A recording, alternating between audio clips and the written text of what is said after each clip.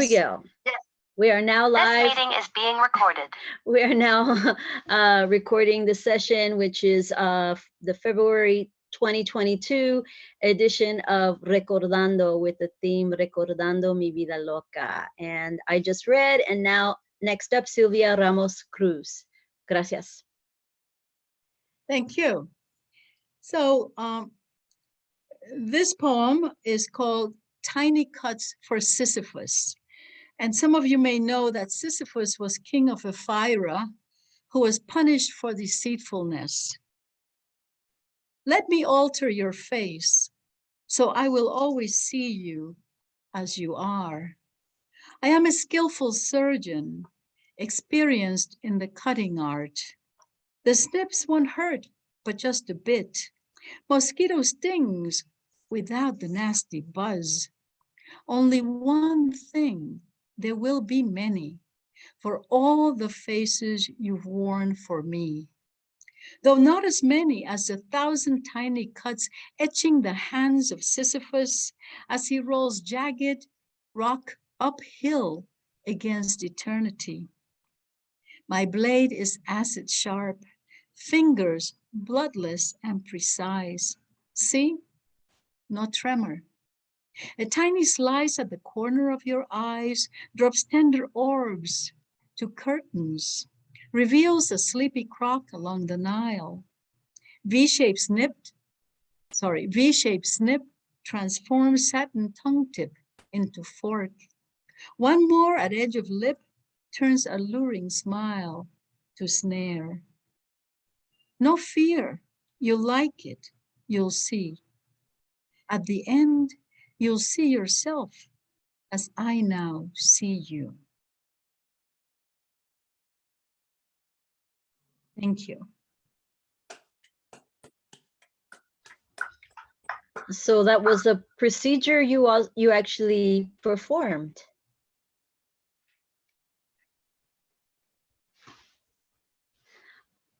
Sylvia, you muted yourself. You turned the mic off.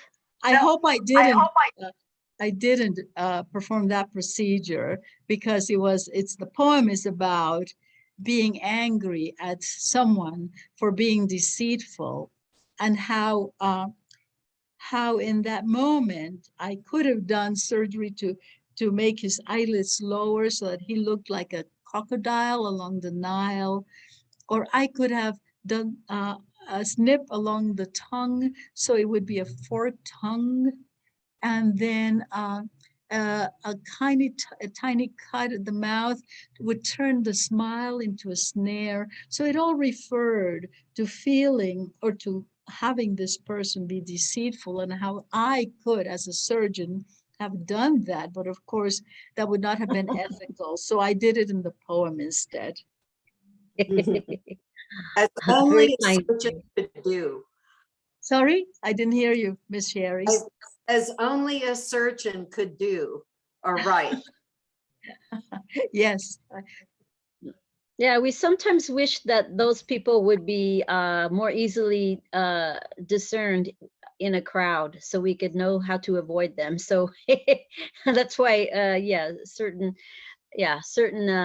codes of uniform are helpful, Yes. Like red hats lately, I tend to go in the opposite direction. Yes. Until I see that it's one of those funny, hats that people said, oh, I tricked you, didn't I? So, yeah, we will get our red hats back someday, but for now they're kind of a charged, symbolic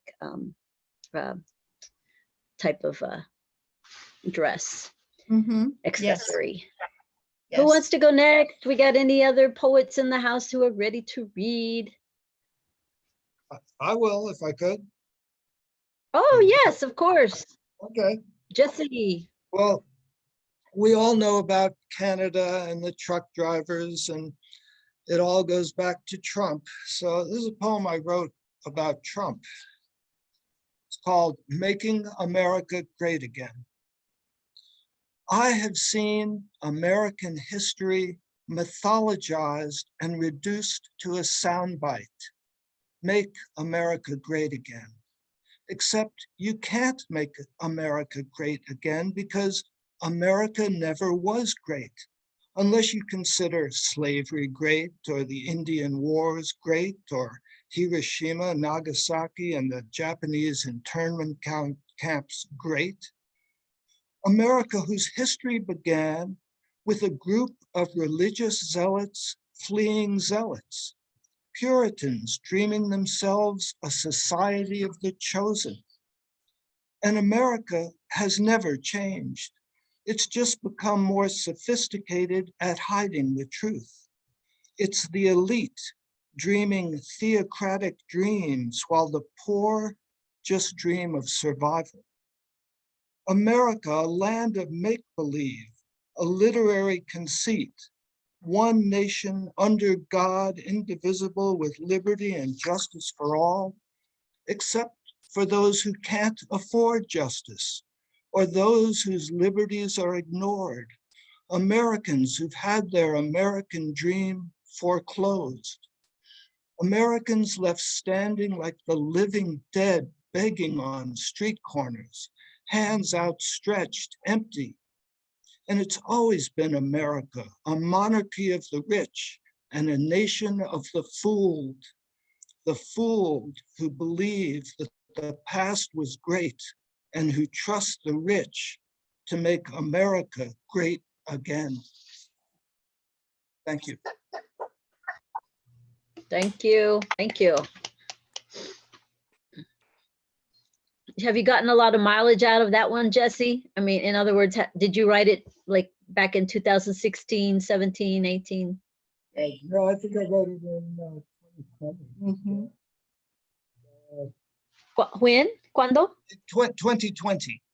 Ah, okay. 2020. And It's too late for the yeah, election. Too late for the election. And also, now there's just Zoom. So I've read it a couple of times on Zoom.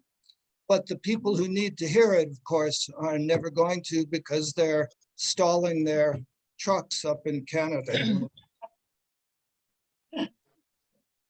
I'm just preaching to the converted.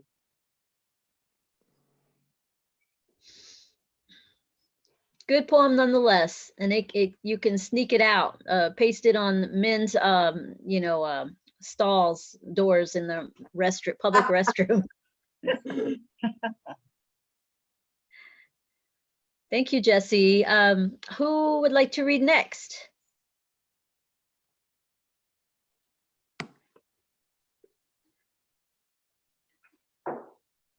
I could if nobody else is ready. I don't know. Please, Richard It's funny, Loringer, based in the Bay Area. Where, what masks are supposed to be off, but a lot of people are wearing them. Go masks. I chose two different pieces. I'm going to read one of them. Funny enough, they were both in airports or airplanes. Just wanted to mention. I spy a 2-pack of condoms. I spy a 2-pack of condoms that's been dropped on the floor in the waiting area for Gate 45, San Francisco Airport.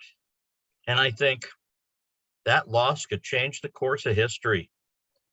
I think that could be a matter of life and death, or life, or of death, or of non-existence. It's 10:30 in the morning, but I got up at 6, so I'm coffeeed and bleary and lugging too much shit. And this feels pretty damn early for an existential dilemma, hypothetical or not. Or maybe it's in fact the perfect time, since I'm about to fly across North America in 2018 to spend a couple weeks alone in Mom's big old house in Cape May, New Jersey, on a tiny sand peninsula jutting between the Delaware Bay and the Atlantic Ocean. Then a couple weeks visiting friends in New York City amidst too many people. Then a ways upstate amidst little towns and never, ever enough woodland. I'm looking at a good chunk of time, chilling and reflecting, writing, catching some East Coast air and some early spring mid-Atlantic weather, then cavorting and converging and creating and recreating with people who've known me well for decades, who in some ways are the source and core of my humanness. So in effect, I'll be viewing and reviewing my life to date at a time when I'm definitely muddling through the confusion and muck of my memory and experience, whatever that means, to evaluate whether any of this fits together, whether I've accomplished anything real, whether all this toil, this roil, all these days and all these breaths have been worthwhile, whatever that means. I look around at the billions of people filtering through this gate, through this causeway, through this terminal, to fling themselves into air, or having been flung from melee to melee, throng to throng, culture to culture, kindness to kindness, beauty to beauty, hope to hope, struggle to struggle, strife to strife, conflict to conflict, conflagration to conflagration, till all this flinging seems frantic, febrile, forsaken. So I look again at those condoms and I think, yep, those are condoms. And I think somebody might not get to use them. And I think somebody might. Then I don't think for a few moments, nothing at all. Thank God for that. And I perk up, I lighten, I feel like something shifted, hit the reset button. And I think anything can happen. And that's true. Anything can. Someone will love and someone will die. And every day, someone who is born who doesn't hate and who might not grow up hating and who might say something to make someone else not hate or stop hating or never hate. And they might say something too. And so on as we inch towards intelligence, towards compassion, towards humanity. And who cares if this is unknowable, unpredictable, unfashionable? It sounds good to me. That's it. I thought that'd be a good, crazy life thing. Oh, it makes me think of the signs in the workplace that say, how many days since the last work accident? You know, how many days since somebody got cussed out in this airport terminal? Or how many people clipped their own, you know, clamped their lips closed and just moved on, you know, moved away. Thank you, Richard. Yeah, we'll swing back for your second or third pieces later. Kamala, would you like to read something? Sure. Let me see if I can get it. I'm actually gonna read some. I think this fits the theme, although I wrote it just I guess it was just this morning. Ooh, fresh piece. Yeah, Kamala Platt is based in San Antonio, Texas, by the way, FYI. Thank you. Yeah, while I mess with shuffle my papers here on my computer, because I haven't printed it yet, I am going to tell you what the background on it. And it's sort of it's a response to a situation here in San Antonio where the city is, or the city parks, anyway, they're trying, the Breckenridge Park is a large park that that is sort of a downtown, or yeah, right, near downtown, and is something that is seen as a park for everyone. But they've decided they want to cut, but they have this conservancy that is only for that tries to keep the park for that. It used to be segregated. The park used to be segregated, and in some ways I think maybe the conservancy wants to keep it that way. And so it's the present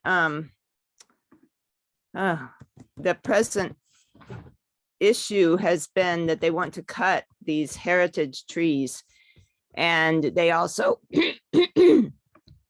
oops, they also want to, excuse me, they also want to destroy or scare away the birds, which they did to a park near my house a couple years ago. It's particularly egrets and herons and migratory water birds. And they think that they get in the way of airplanes. They think they smell bad. They think they poop all over, whatever.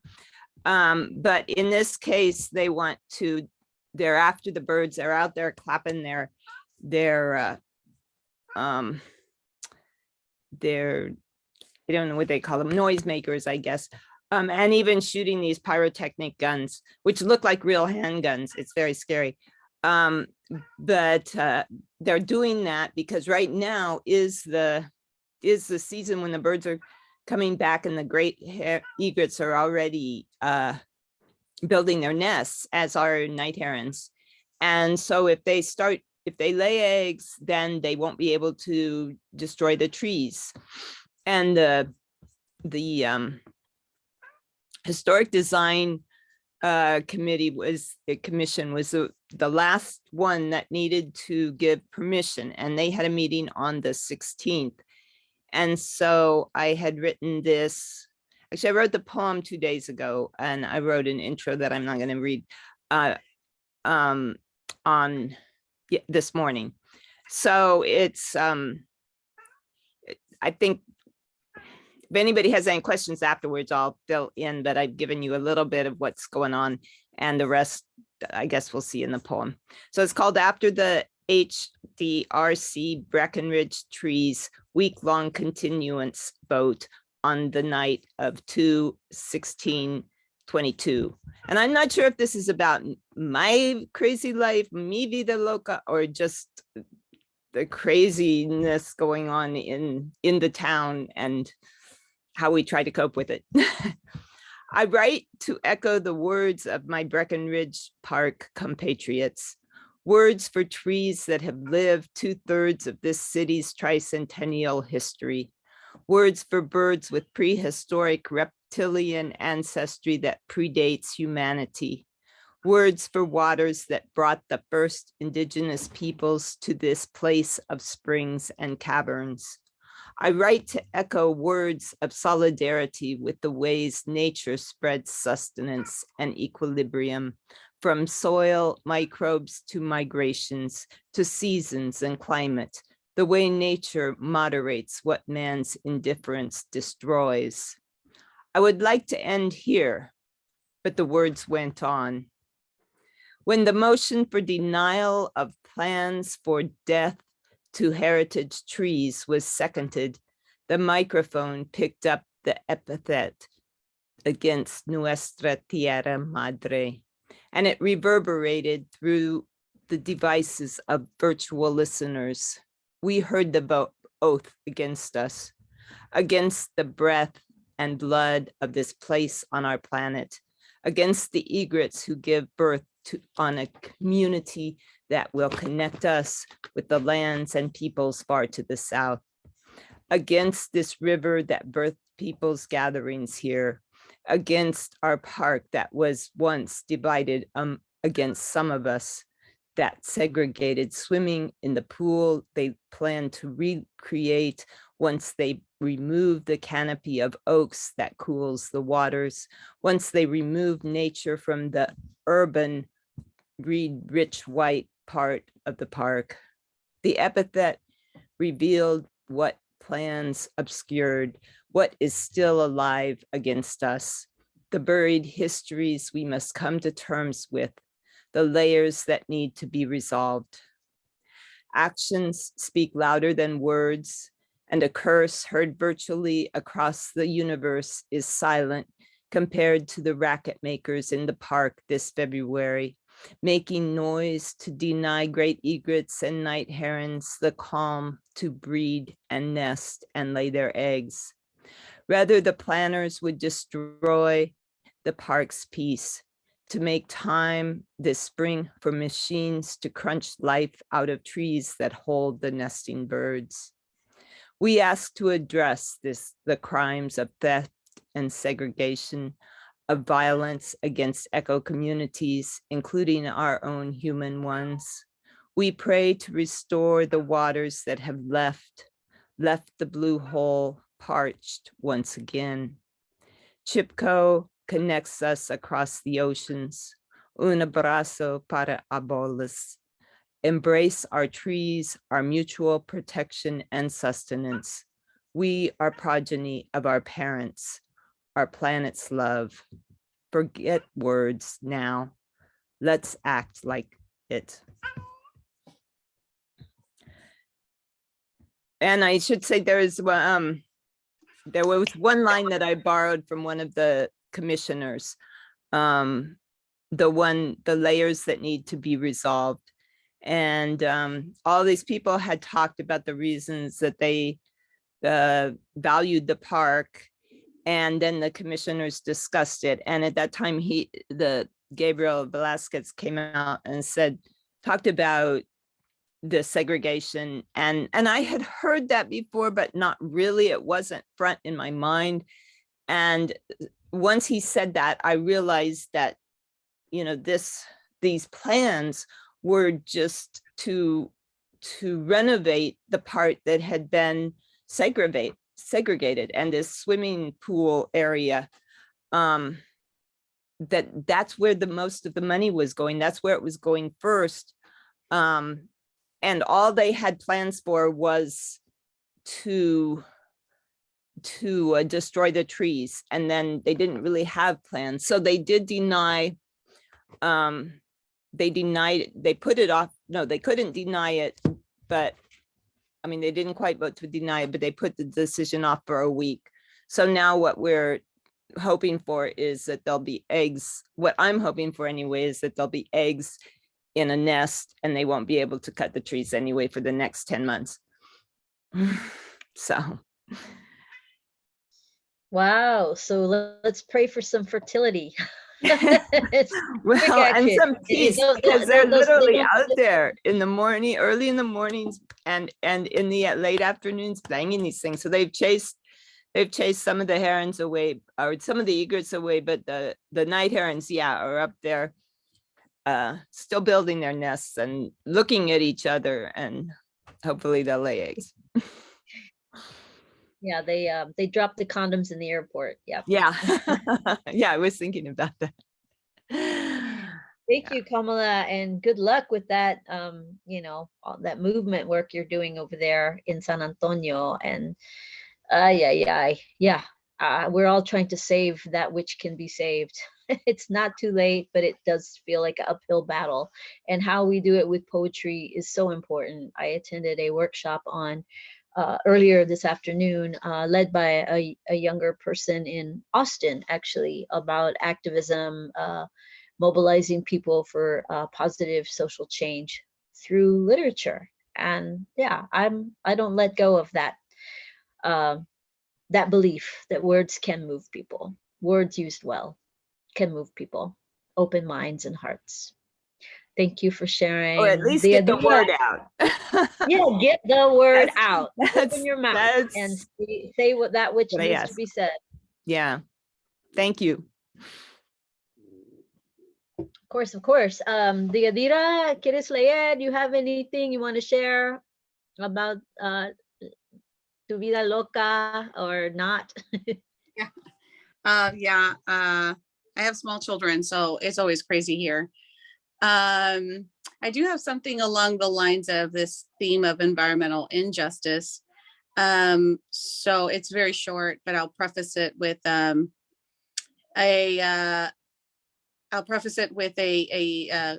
clip from 2018 from the Texas Observer. Numbers USA and Progressives for Immigration Reform argue that the United States must stabilize its population to reduce pressure on natural resources. They want the federal government to reduce both legal and illegal immigration by cutting down on the number of visas granted to foreigners and increasing spending to secure the border. This is my piece. The gumball machine.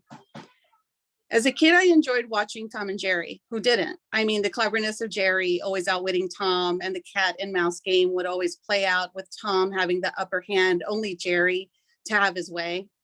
One particular episode came to mind the day I visited Earth X and encountered a white supremacist organization, Numbers USA. You see, they had a big ass gumball machine filled with an assortment of gumballs of many bright colors.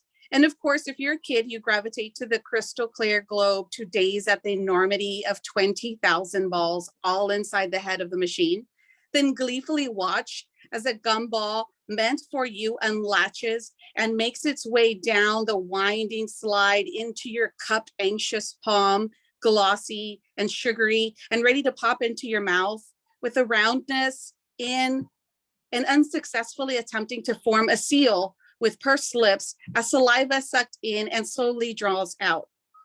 I guess I'm Jerry, and I stand to watch the gumball being scooped up by impatient hands, or are they Jerry? Tom, the Numbers USA representative, has just enticed us with his elevator speech about diminishing open spaces, and that number represented as 20,000 gumballs. But all I want is a round piece of candy, a red one, like the state, or blue or purple. I really don't care. I just want a gumball, please. Tom licks his cat lips and savors a gumball. Jerry watches on, mimicking, as though he is chewing and stretching one himself. Damn, Tom. But wait, Tom is being nice this time and offers me one. In disbelief, but accepting Jerry is cordial, and he takes it, and he joyously chews and chews. He begins to realize he can no longer whistle for help.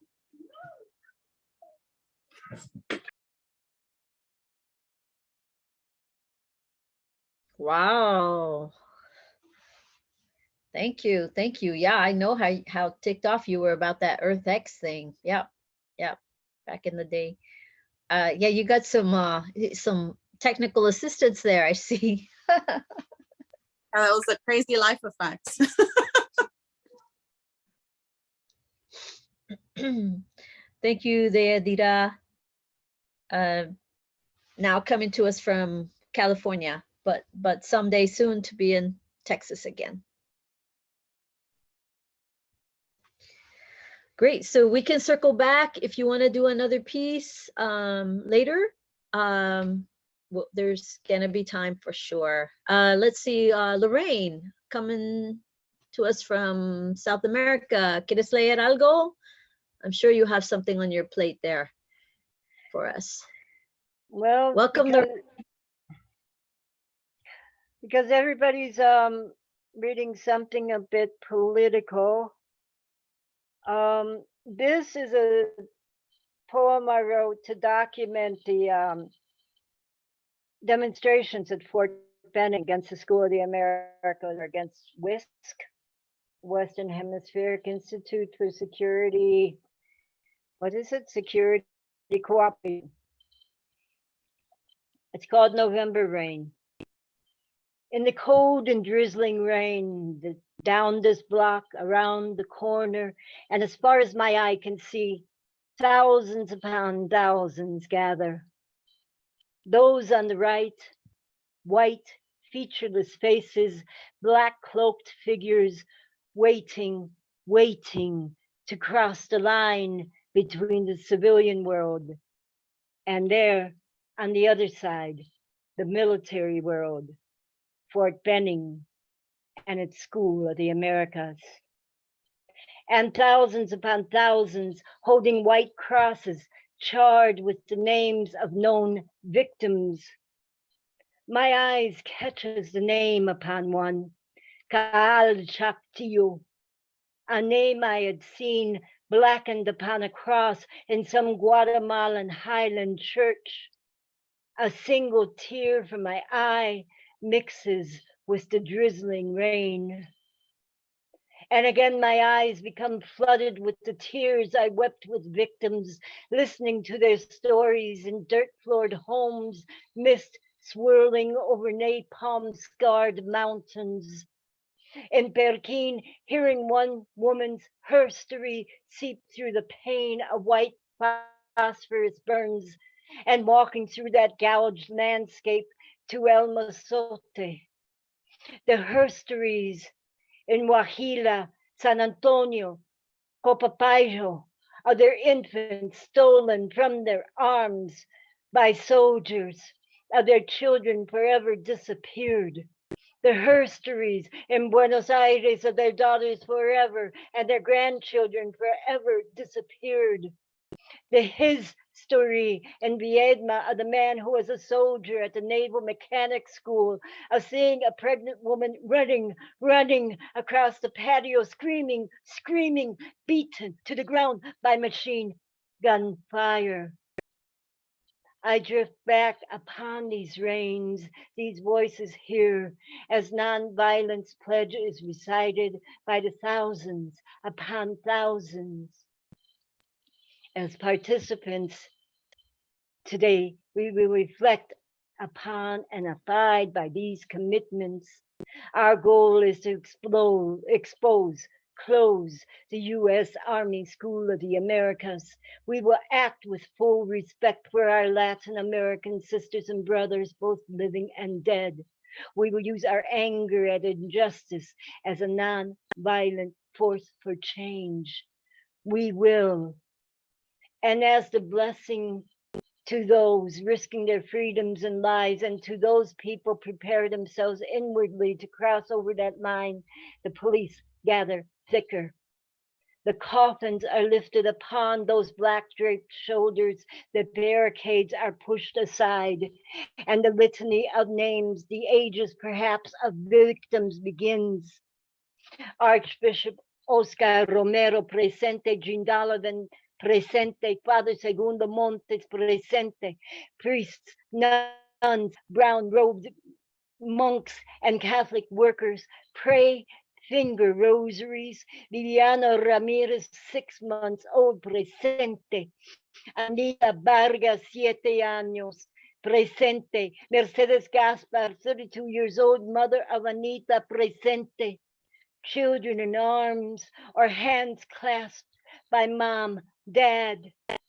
Victor Jara, presente. Musicians and poets and artists. Evertina Perez, 14 years old, presente. Luis Alvarez, 16 years old, presente.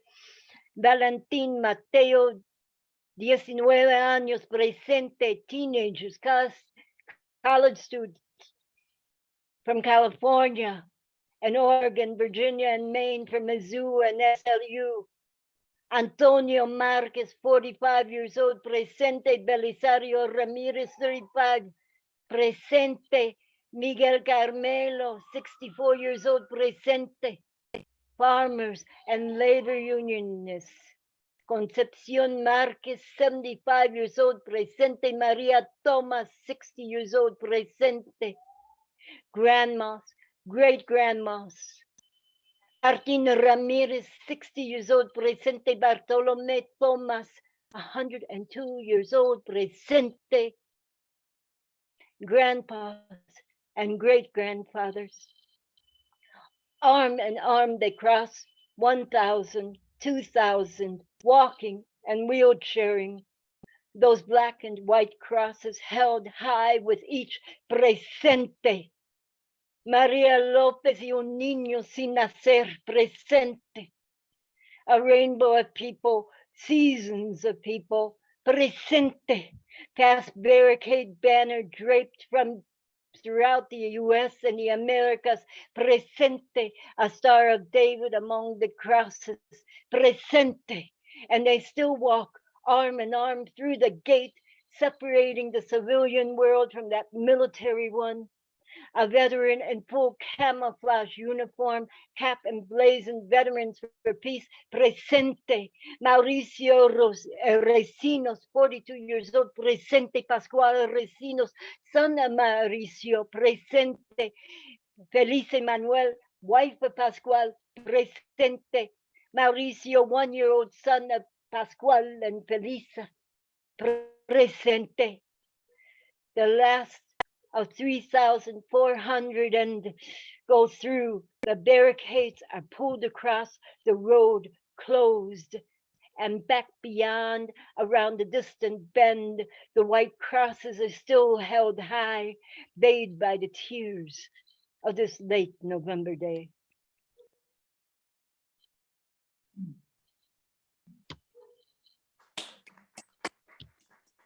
Wow, that's profound memorial piece. Love it. That's important. Thank you. Thank you. Thank you. Lorraine, have you also heard or read, as I have, and I have, it's vague in my memory right this second, but what I've heard is that people who were trained at the AKA School of the Assassins um, here in the US, to be better soldiers and to learn all the, the techniques that they learned at Fort Benning, Georgia, at that facility. Later on came to, many of them left the armed forces or the military ranks in order to just join the street gangs because they got paid more to Yeah, join I've the heard. traficantes, and they had the skills. They came with the skills they learned. So I mean, the brutality of their tactics is intact. I've heard Have you that heard? also. And also, like for decades in Central America, that a lot of the drug running and arms running, the black market on arms is done by the Contras and now the ex-Contras. It was operating when the Contras were active in trying to overthrow the Nicaraguan government in the 1980s, and then in the 1990s when they were supposedly disbanded, they, in Honduras and Guatemala, it was quite an open secret that they were the ones behind the massive drug running and arms markets, black markets in that region. So yeah.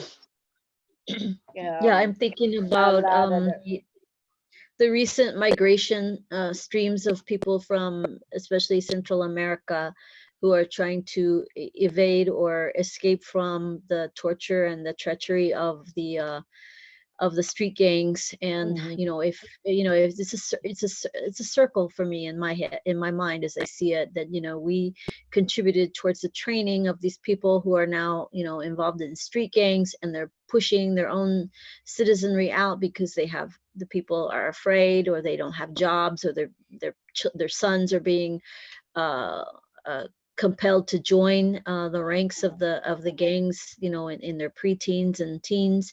And so when they end up on our doorstep, it's because we've created Well, a lot of this situation, these conditions that lead people to have to leave their home country.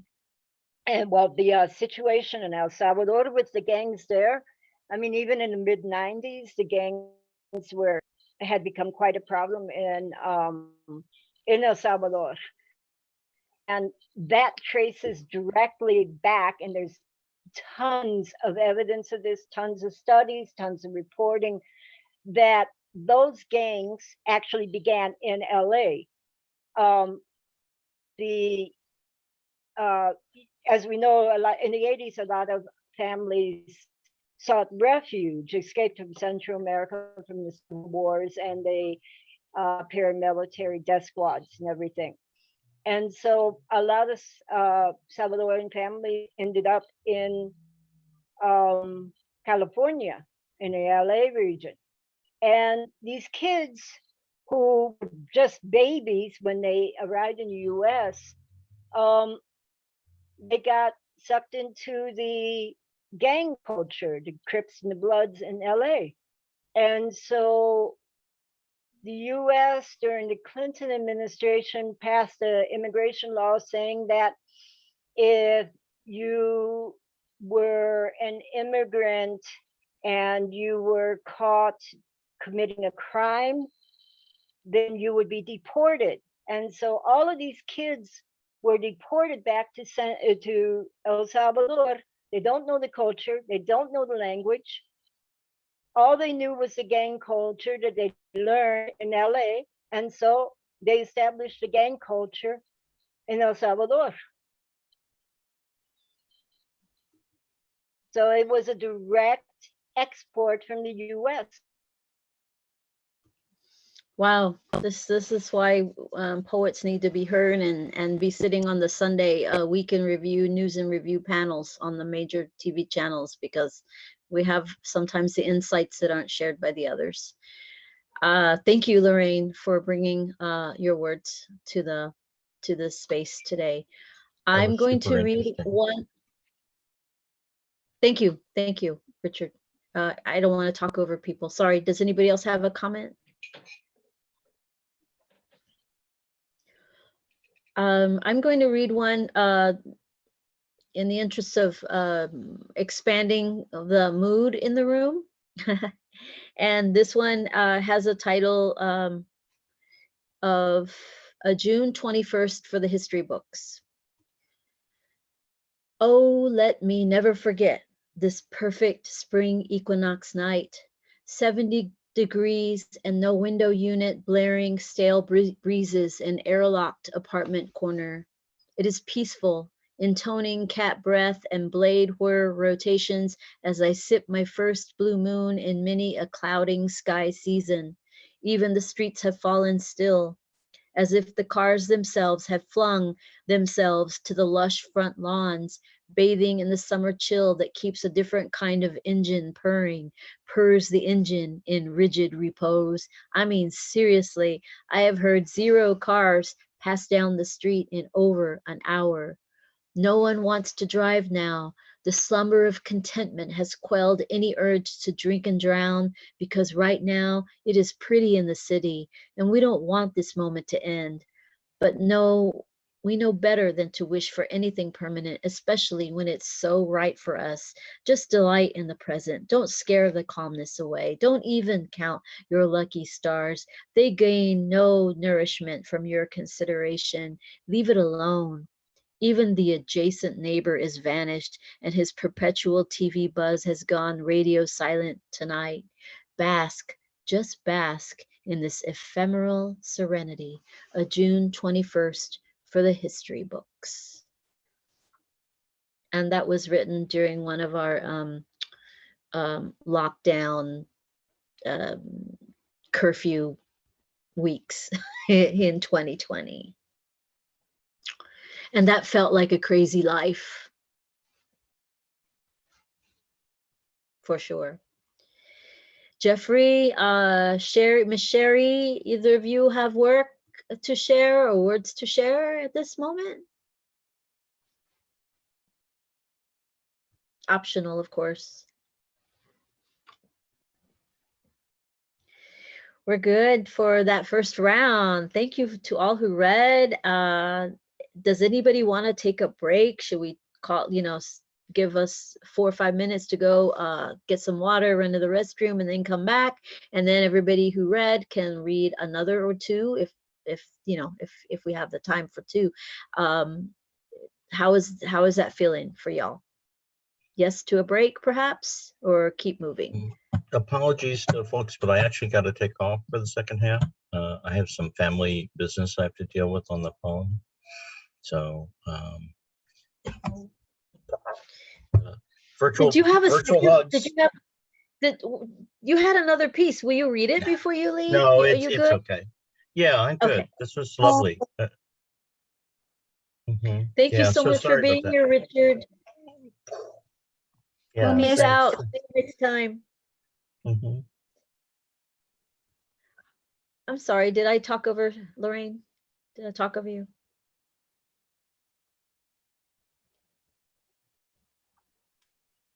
No, I wasn't talking. I was muted. Okay. So we'll take a little break and we'll be back in just about 4 minutes. So go stretch your legs, and then we'll come back and yeah, look up your work that you want to read, and then we'll get right to it when we get back. Thank you.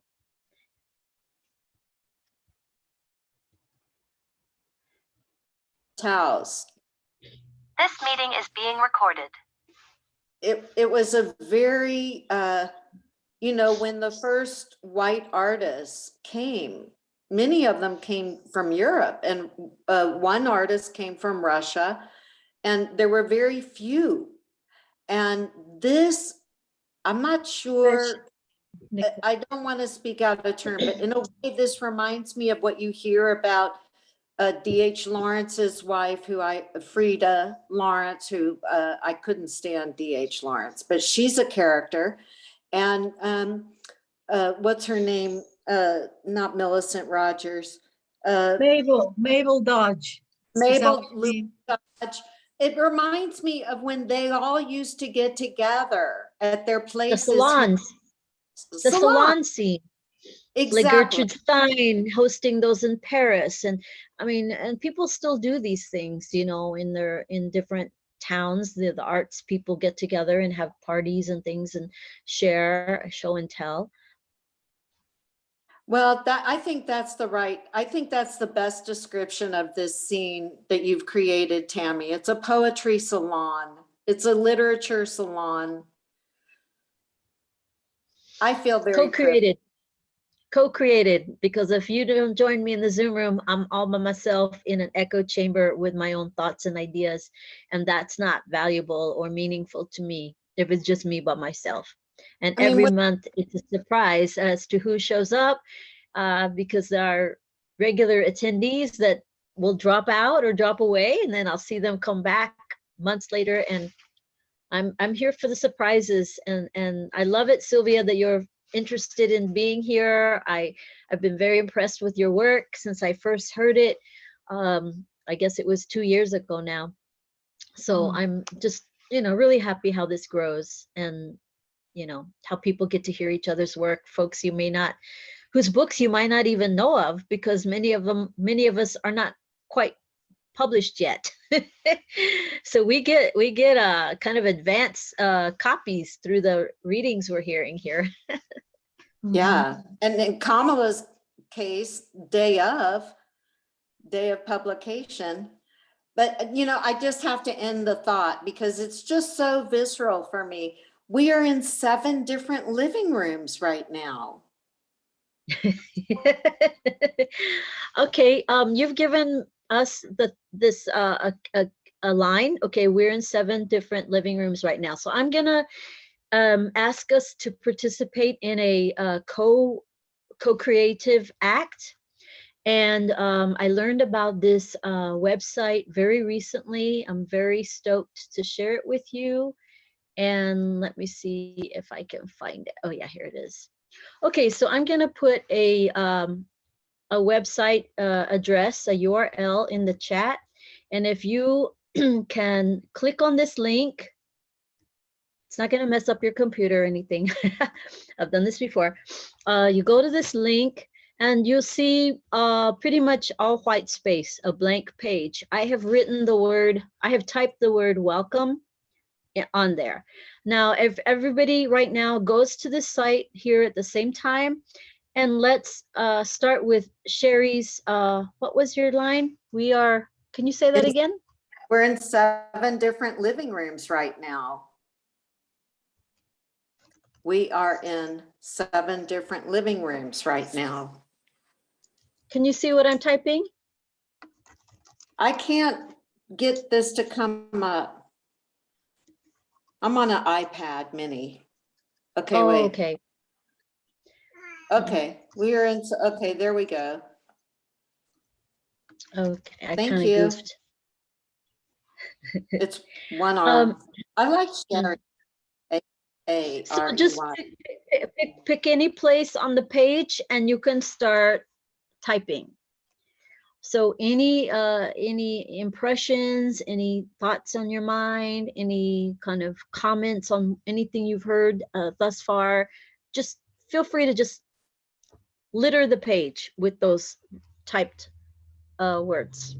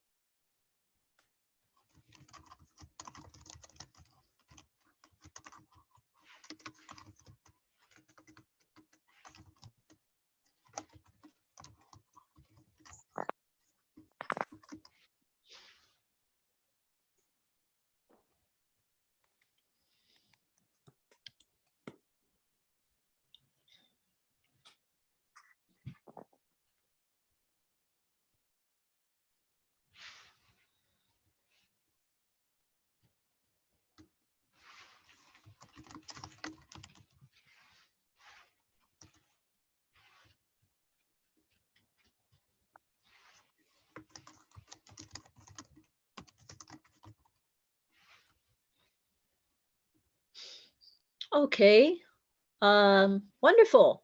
Okay, so we've grown a record.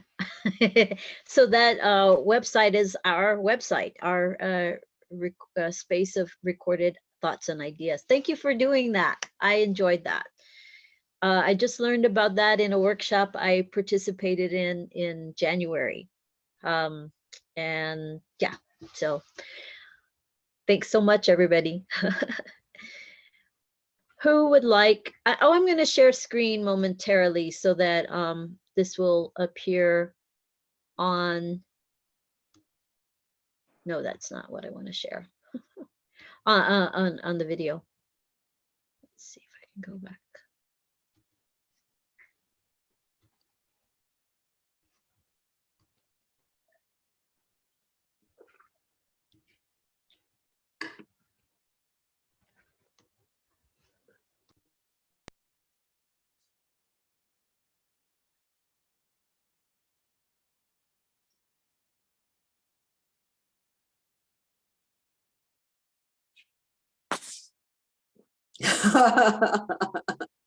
Living Zooms.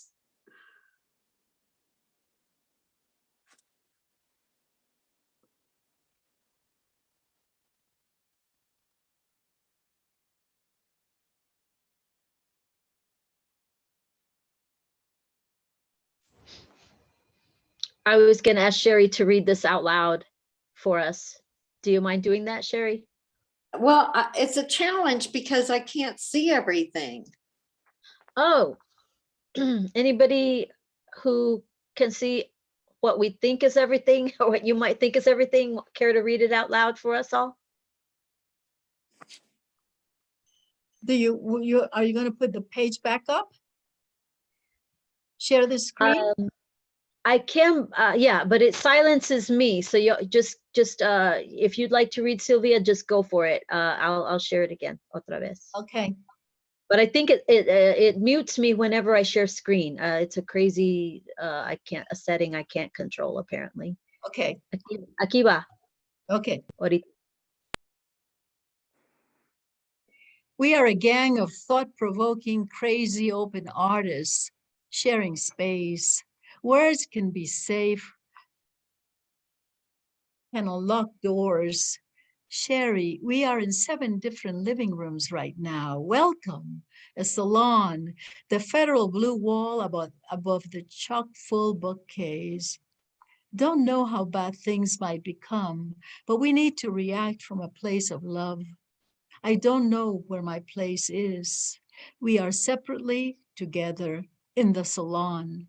I am basking in a new kind of glow. Thank you, 7 living rooms people. Love, love, love this. The Zoom Canto Libre is better for the planet, not just the pandemic space. Artists in conversation across miles of space and thought.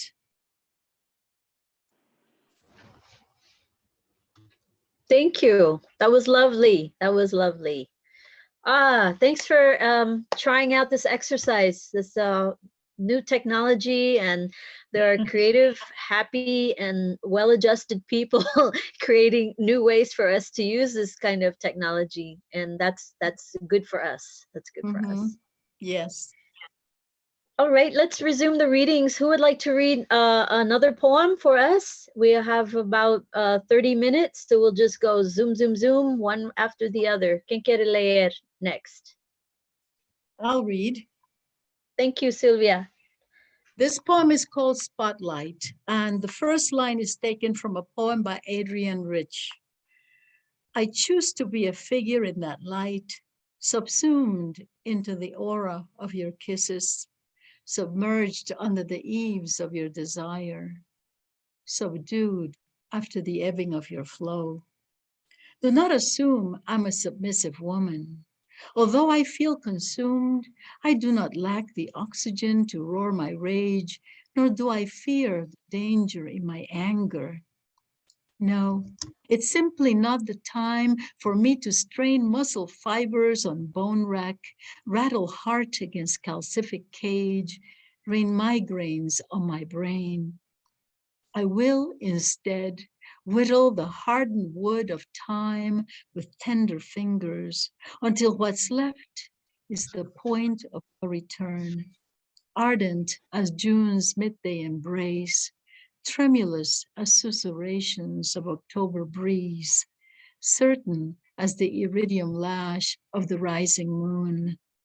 Then the I inside me will emerge, exhumed, dance alone amid the stones, eyes on heaven's dying fires, a light since long before the fall, before we knew sin was tasting the flesh of an apple, hell the absence of light. Mm. Oh, I love the rhythm of your reading voice. I just love that. Just love it. Thank you. Thank you. Thank you. I second. Can I go next? Of course, I'm going to go. I apologize, Jesse. I have to feed a cat who's right down here, hounding me like a cat can hound. And I understand. I understand. But Cats come please, first. please proceed. You're muted. You're muted. You're muted. There you are. You're muted again. I just muted myself because I was going to go feed my cat. I didn't want to be a disturbance. Go feed your cat. Oh. Should I wait till she's back or should I read? Oh, I want to tell a quick cute cat. Okay, great. It's not a joke or anything. This was an actual greeting card. The front of it was a photograph of a black and white cat. And the front said, if cats could talk, and when you open the card, it says, they wouldn't. That's great. That's great. They are contrary, you know. Yeah. And that they are in charge. Shh, don't tell anyone, but they are in charge. Oh, I think everyone around a cat knows that. Yes, I know that for sure. All right, Jesse Ehrenberg, Well, please take the mic. Take the mic. Well, I will read. I will read a cat poem. Okay, I'll read a cat poem. It's called "The Cat and I." I have seen the full moon like a ghost in the daytime, and watched as it traveled across the sky. And I could feel myself turning with the earth and wondered at the miracle of me standing on this planet in this universe that we can only pretend to understand. And I have turned and looked around and seen the cat sitting in the yard, her eyes bright with thought, as she looked around and reflected on her world. And I can see no difference between us at all. Thank you. Nice. Oh, I love it, Jesse. It reminds me of a line that I came up with, but it never became a poem. And it's basically, I like to watch cats make decisions. I love it. I love it. You make that a poem. That's your assignment. You make that a poem. Or just do a haiku. Uh-huh. Just make the Well, have you tiniest- ever seen them? Have you ever seen them at the door? They don't know, should they come or go? They have this FOMO. Cats have FOMO worse than anybody else. Like, should I go in? Should I stay out? I don't know. I'll stay right here in the doorway. Know how to get attention is what it is. Yeah. Thank you, Jesse. Who's next? Who would like to read? Who's got a piece ready for sharing? I'm I having can- pistachios. Kim? I can read Kamala? one. Yeah. Thank you, Uh, Kamala. Yeah, this one is another VIDA LOCA, I guess. Yeah. But maybe a little more so, and it's a pandemic VIDA LOCA. Remember when they had the birthday parties where people paraded by? This is one across the street from my house, and it's called Honk, It's My Birthday. Proclaimed in Honk, It's My Birthday, proclaimed in bold color on poster board mounted by the street. And do they ever honk? A vehicular parade that lasts hours. Cars, canvas, cars, caravan, motorcycles, motorcade, SUVs, lowriders, beach-ready hippie vans, and repair and lawn work-ready work vans. Farm truck for transporting feria, hybrid car, an electric bike, and a Rasquache scooter contraption. They all pass by and honk at our newly minted 12-year-old neighbor in slim jeans and a light shirt, sleeves rolled to take on what the world offers. She flips back her long black hair as she waves at the world, welcoming her to early adulthood. As the late April sun heaves its intense glow toward the street, still closed for construction 2 blocks west, the street itself turns into a stage, a fashion runway for celebratory motorized West Side ingenuity in a time of pandemic. Shrieking gales of speed, wheels whir, and tires wail, but it is the brakes that blast neighborhood sound barriers. I come out to the sidewalk directly across the street with a scarf, Zapatista tied across my face, to take my nightly photo of the maguey I planted over 15 years ago in my front yard that now has shot up a huge stalk, soon to hold a chandelier of blossoms. This evening, 3 baby arms with tiny fingers have emerged at the top. I almost squeal in delight. I know the blooming will mark the end of the maguey's life, but I had hoped for more time. But I understand the timing it or the universe chose. An era is ending with this pandemic. The maguey's progeny shelter in place all around its 13-foot circumference. We will nurture the new plants. Our duty now is to celebrate.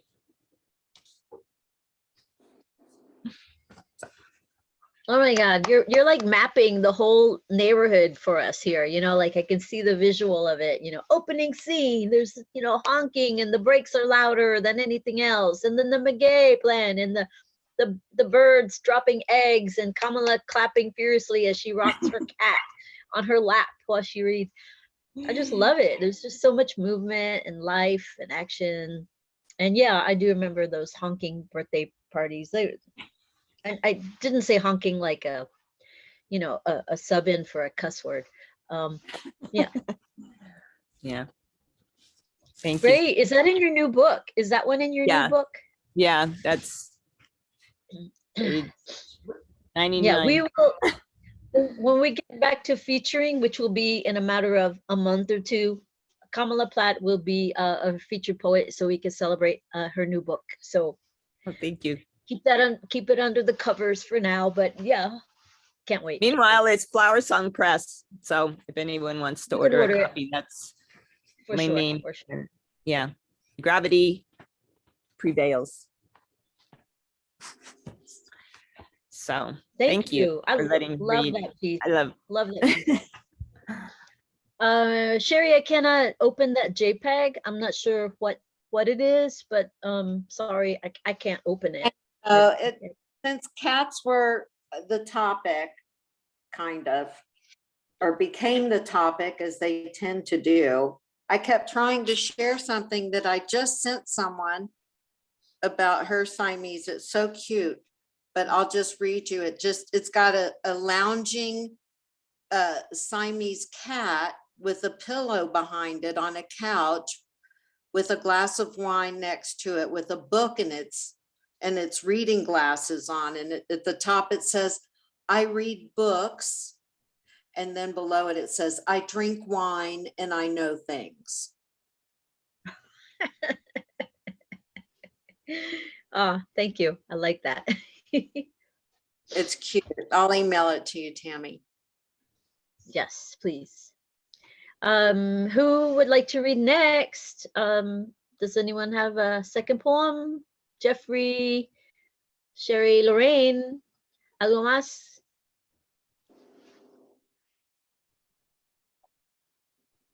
Para mí no. you're- Solo quiero escuchar. Oh, thanks for staying, and glad you got to share earlier, Lorraine. Thank you so much. Who else would like to read a piece? Jeffrey, have you written anything you'd like to impart upon us? It's still too much in process. I'm not ready to share yet. Next month. Okay. There's a piece that I'll offer to read now because it's one that is a very oddball piece for me. And you know, we get moods, you know, artists, you know, aren't consistent in what they deliver and present and create. So this piece was written in 2004, and certain things were new to me, and that was blogs were a new thing for me in 2004, and mashup albums where producers were mashing up like 2 albums and then releasing it as a new album. So that happened with what was it? Somebody help me. The White Album by the Beatles with the Black Album by somebody else, and then it was made into a new album, which was called the Gray Album. And I love that, the whole idea of mashups. And then also flash mobs were happening around that time. So there was a lot of new vernacular, which represented new conceptual ways of being among and with each other. So this is the piece I wrote, and it's oddball. It's Vida Loca. Your well-formatted blog is sexy. Your well-formatted blog is sexy. Their facial clay is on my floor. Fake snow fails to convince and looks like cotton. I click and click to see how we link. Driving fast only makes me lose gas. I switch lanes to mess with my rivals. These bed sheets have corners of dust. Your well-formatted blog is sexy. I kissed a tall friend in a chair. They hiked up the summit but died. This cat finds clear water in puddles. My mind is made up on Chinese. The click of your needles is naughty. Rivers of yarn trailed the back table. We agreed to change me to Bosnian, so Bosnian is what I shall be. I kissed a tall friend in a chair. His statue was made of burnt matches. The yard is still soggy outside. The pizza man curried favor with students. A black matted dog wears a shirt. Your way of detailing is charming. The flip of a pancake could hurt. They sat through the concert in gas masks. His statue was made of burnt matches. This black woman resembled an Indian. My bag of cotton will never be edible. They left me an empty wine bottle. The small shoes face this way and that. Some trucks go backwards at dawn. The meat ricocheted when I flung it. This black woman resembled an Indian.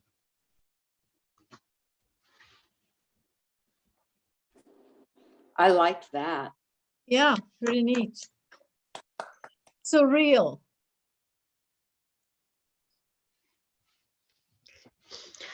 I like it too, but it feels unclassifiable, maybe not publishable, but I like it. I had fun. I had fun writing it. Thank you. Thanks for listening. What was your process on it? Process. I think I was pushing my mind to do mashups, to just push things together that did not seem coherent or consistently coherent, because we aim for that as writers, especially if we write. I mean, you know this well, Kamala, writing, doing academic writing, or if I write prose or essays, this is not, this flies in the face of that. And I wanted to try it. But now we know there's somebody like Diana Delgado, who's now the head of the Poetry Center in Arizona. Her work is very much like this.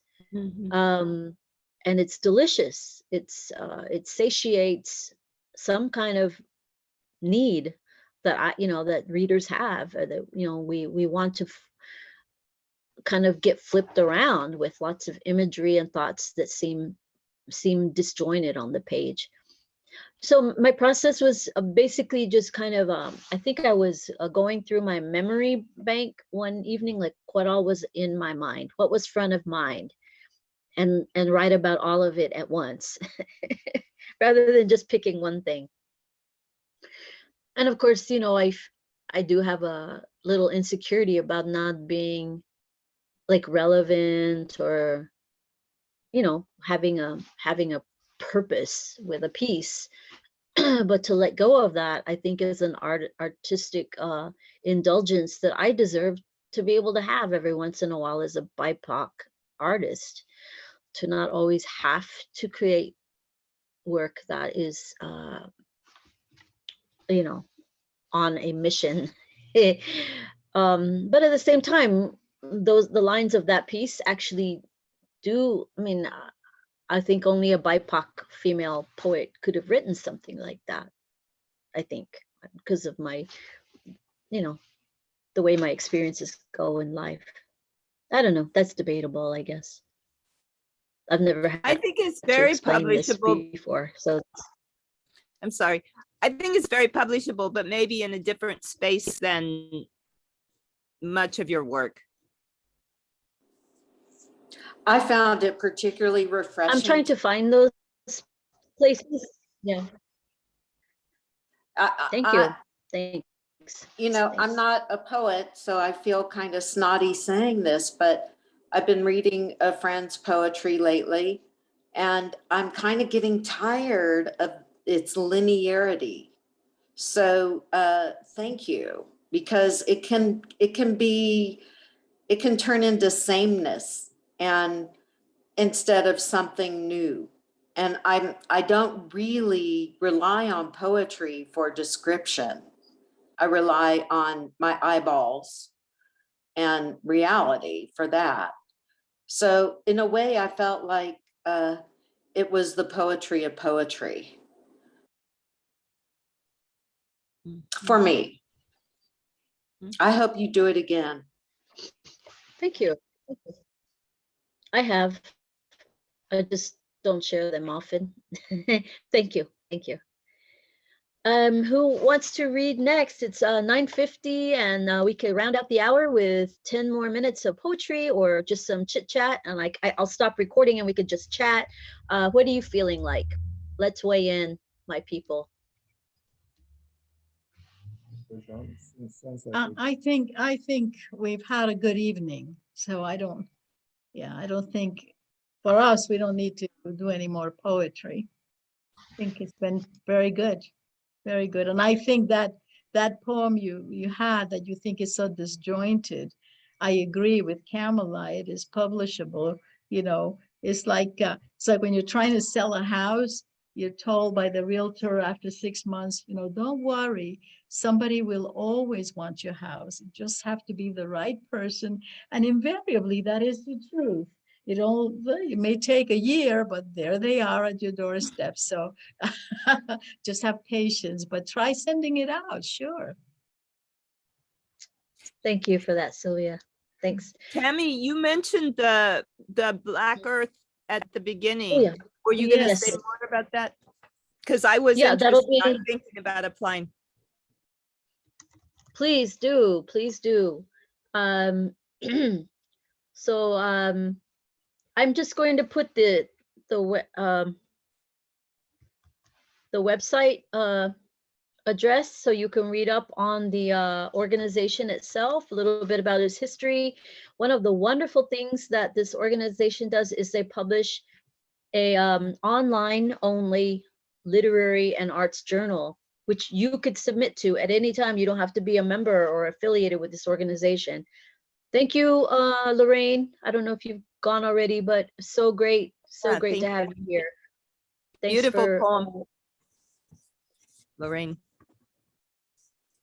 I hope you're hearing our goodbyes and farewells. Gracias, Lorraine. Be safe and always, you know, feel free to join us. And thank you for sharing all that you've shared. There it is, blackearthinstitute.org, and I can email you the call for applications, which is on my email. So I have to forward that to you by email. But the deadline to apply, I believe, is in March. So there's, and not, I don't think it's the very beginning of March either. So I will definitely be open to answering any questions if you have any about that fellowship. Oh yeah, what I was saying is their journal is online only. It's called About Place. That's also one of the requirements, is you have to edit one of the issues, which is a lot of work.